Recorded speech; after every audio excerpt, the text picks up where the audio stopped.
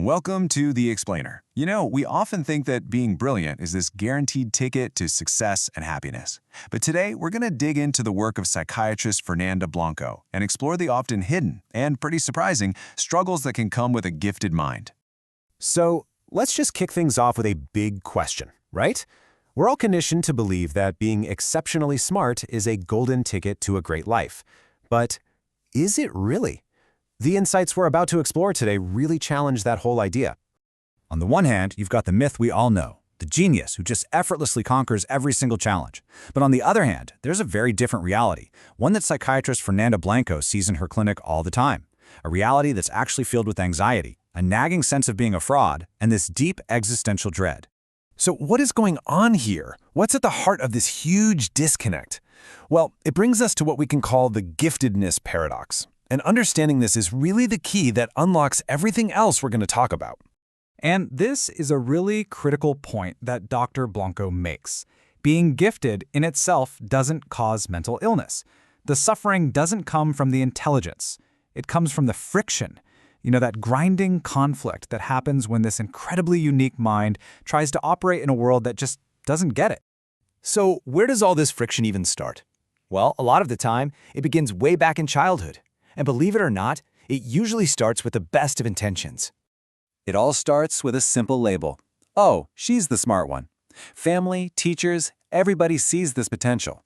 And while it's meant to be a good thing, it starts to fuse the child's entire identity, their whole sense of self, to their intelligence. It's like their entire personality gets boiled down to just that one thing. Now think about this phrase for a second. It sounds like the ultimate compliment, right? But what it actually teaches is a pretty dangerous lesson.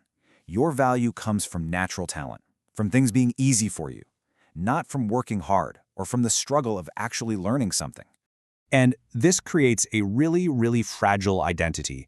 An intense fear of failure starts to grow. Because if you fail, does that mean you're not the smart one anymore? This leads to this horrible, crippling self-criticism and this internal pressure cooker, this belief that you have to succeed and it has to look easy every single time. And this, right here, is basically the origin story of imposter syndrome. The kid, and then later the adult, starts to feel like a total fraud. They're constantly terrified that if anyone saw the real them, the person who actually has to try or who might even fail, the whole illusion would just shatter. So you have this very fragile identity, one that's built on a lifetime of things just coming easily. But eventually, it's gonna get tested, because sooner or later, life gets hard for absolutely everyone. And this brings us to a really cool way of thinking about it, resilience as a muscle. See, for a lot of gifted people, because early school was just so easy, they never got a chance to work out that muscle. They never really learned how to study, how to push through frustration, or how to cope with not being the best at something. And this can kick off a kind of self-sabotaging domino effect. It starts with easy success, which means you don't learn to handle frustration. So then, to protect that identity of being the smart one, you start avoiding any situation where you might fail. And that avoidance, it leads straight to performing way, way below your actual potential. So this is a super important point. This underachievement isn't about laziness, not at all. It's a defense mechanism. It's a way to protect a core part of who you are that feels incredibly vulnerable. You stick to what's easy because in that arena, your status as the smart one is always safe. Okay, so we've seen how early praise for talent instead of effort can build this really fragile identity that's terrified of failure. Now, let's switch gears and go from those outside pressures to the intense and honestly often exhausting internal world of the gifted mind. According to Dr. Blanco's clinical experience, this internal world is often a battlefield, with two huge, relentless struggles going on. First, there's this constant, all-consuming search for meaning. And second, you've got a brain that is always on. It just can't relax. This kind of mind is constantly asking the big questions. It sees injustice in the world and has to know why. It looks at a job and thinks, okay, but what's the ultimate point of this? What meaning am I actually creating here? It's just not enough to do something. It has to mean something. And this can lead to something that's often described as existential depression. Now, it's not a formal diagnosis, but it's this really deep kind of suffering that comes from wrestling with life's biggest questions about purpose, about mortality, about justice, and just not being able to find satisfying answers. And at the exact same time, this brain is like a supercharged problem-solving machine that never shuts down. It's constantly running scenarios, analyzing every possible outcome. It thinks so many steps ahead that it can become completely paralyzed by anxiety, worrying not just about failing, but about all the complicated consequences of succeeding too. There's just no off switch. So the big idea there is that a gifted mind can be its own worst enemy sometimes, with that relentless hunt for meaning and no way to power down.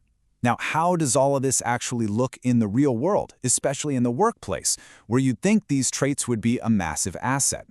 Well, their greatest professional strength, that incredible ability to see the whole picture, think outside the box, and untangle complex problems, can, paradoxically, become their biggest burden.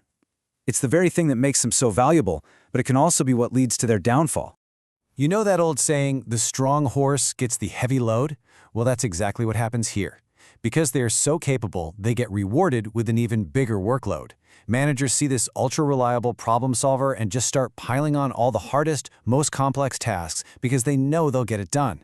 And right here, you see the perfect recipe for total and complete burnout.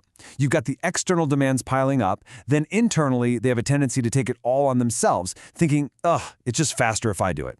You combine that with the intense internal pressure to be perfect, and it's a direct path to exhaustion.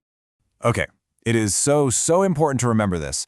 What we're describing is a pattern of struggle. It's something that's often seen in a clinical setting with people who are already looking for help. This is not the inevitable destiny of every single gifted person. It's a risk, a common pathway to suffering, but it is not set in stone. And that leaves all of us with a really big, crucial question to think about. Whether it's for ourselves, for our kids, or for our colleagues, how do we nurture this incredible gift? How do we praise effort over just raw talent? How do we help build that resilience muscle so that this brilliant mind doesn't end up feeling like a crushing burden?